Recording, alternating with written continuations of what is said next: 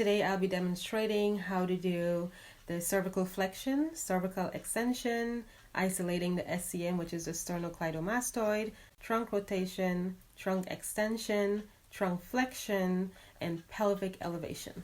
For cervical extension, you have your patient lay prone with their head hanging off the bed a little bit. Can you scooch forward? And testing for grade 3 for cervical extension, have the patient lift their head towards the ceiling. Can you lift the head towards the ceiling? And put it back down. That's a grade 3. For a grade 4 and 5, have them lift their head again. And then don't let me move you, okay? You add resistance, mod resistance, and max resistance for a grade 4 and 5. Put your head back down. Can you scooch down? For a grade, testing for a grade 2, you do gravity eliminated. You have them try to lift their head towards the ceiling with you palpating at the occiput. So try to lift your head a little bit, put it back down. And that it's feeling for a contraction is grade 1, and them barely lifting their head up with partial range of motion is grade 2.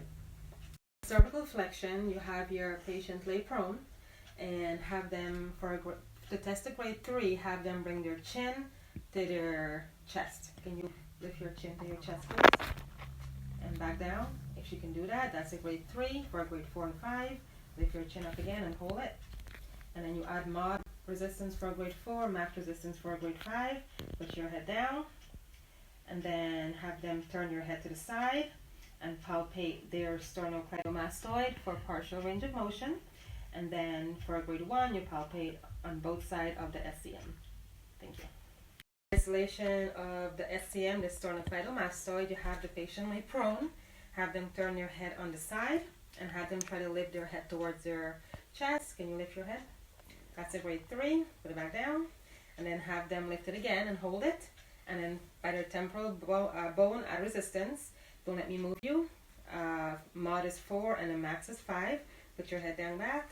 To test for a grade 2 and a 1, you rotate their head back and forth. And for a grade 1, you palpate their SCM, and that's it. You have your patient laying prone. You have them to test for a grade 3. You have them put their arms straight out on the side and try to lift their shoulder to the opposite knee. Can you lift your shoulder to the opposite knee? Awesome. That's a grade 3. For a grade 4, crisscross their hands on your chest. Try to bring your elbow to your opposite knee. That's a grade 4. For a grade 5, put your hands behind your head and try to bring your elbow to your opposite knee. Good job. And to test for a grade 3, put your knees up and put your hands to your side and try to bring your shoulder to your opposite knee. And to test for a grade 1, you're basically palpating their external and internal obliques. Trunk extension. For trunk extension, there is for grade 3, 2, and 1 is basically the same testing. So you stabilize the ankle and have the patient try to lift their trunk off of the bed. Go ahead and lift it off the bed. Now that's a grade 3. Put it back down. For a grade 2, it's partial range of motion. Try to lift it off the bed for me. Great. And for a grade 1, you palpate the back muscle, feel a contraction while stabilizing the ankle. For a grade 4, you try to come forward a little bit. Have your head hang off of the bed, put your hands behind your neck. And with me stabilizing her ankle, try to lift your head off the bed. Great. And for a grade 5, can you scooch on the bed more? And then you stabilize the ankle, put your hands behind your neck, and have them lift their neck off their trunk off the bed. Awesome. For trunk flexion, you have the patient lay supine, and you have to stabilize their ankle, and with your arm down on the side, try to have them lift their trunk off of the bed to clear your scapula off of the bed.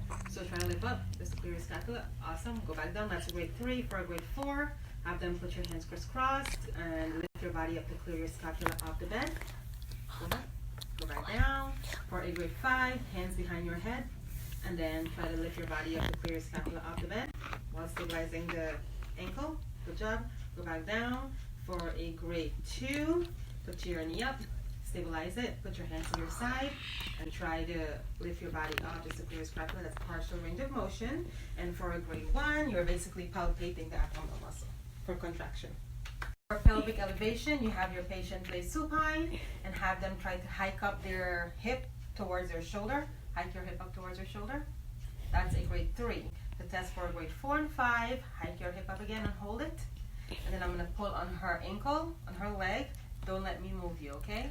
So moderate resistance 4, max resistance 5. For a grade 2, you have them hike up their hip for partial range of motion. And for a grade 1, you cannot palpate the QL, it's too deep. Thank you, and thank you a lot.